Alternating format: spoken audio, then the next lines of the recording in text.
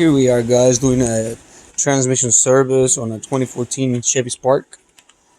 Um, First of all, you're gonna need transmission filter. They don't sell the gasket. The gasket you probably had to buy at a dealer, but I got the filter at AutoZone for I think $25. But this is the part number for it, and it is the right part.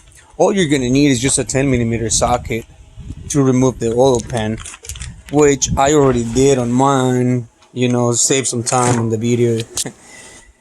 And it's got about 10 or 14 bolts. Also, you have to clean those two magnets once you get the oil pan off. And once you clean those,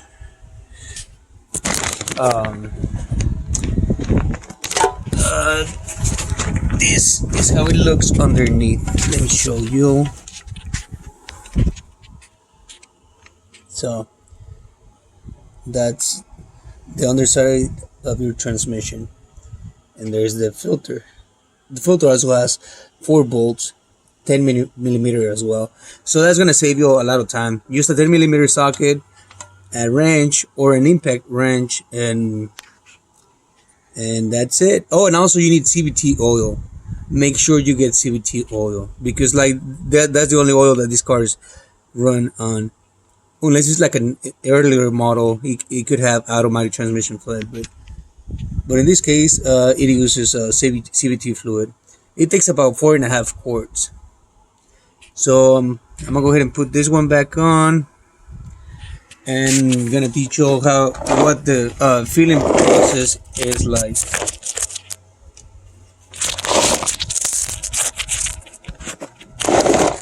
Okay, right there, perfect.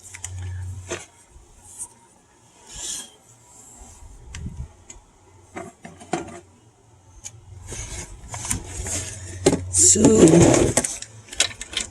I have an impact wrench, which makes everything a lot faster.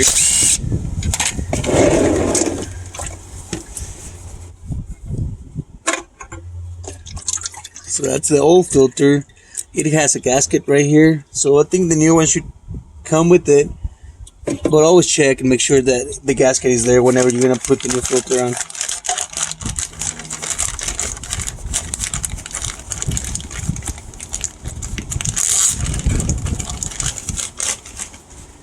This car is going to run so much better with the new fluid. I always recommend doing your transmission services like every 30,000 miles or 40. But if you do that every 30,000 miles, your transmission is gonna shift smoother. It's not gonna the transmission is gonna wear out no matter what. But the internal wearing reduces a lot whenever you have fresh fluid. So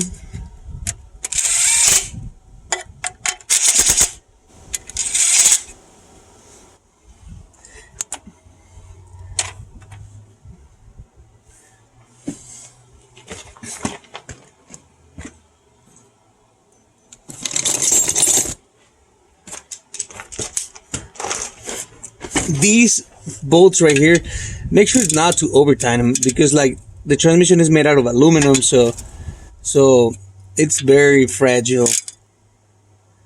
Okay, that's perfect. Just like use the smallest ratchet that you have.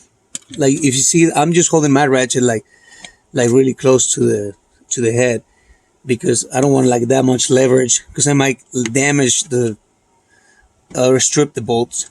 So that's it under there, and now we're gonna install the oil pan.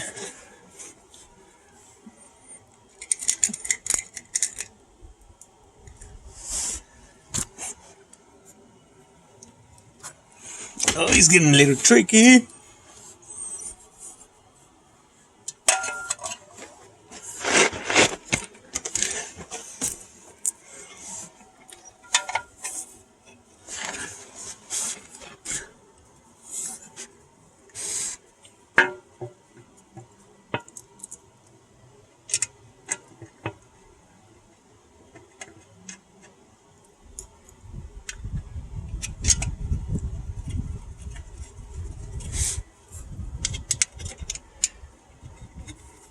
Okay, that is perfect.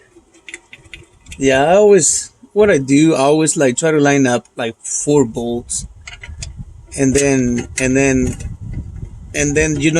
just to hold the oil pan in place.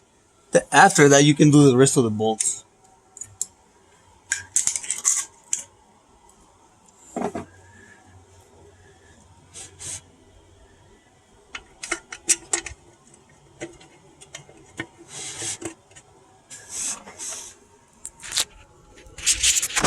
Okay, There's gonna be another video for to show you how what the filling process is.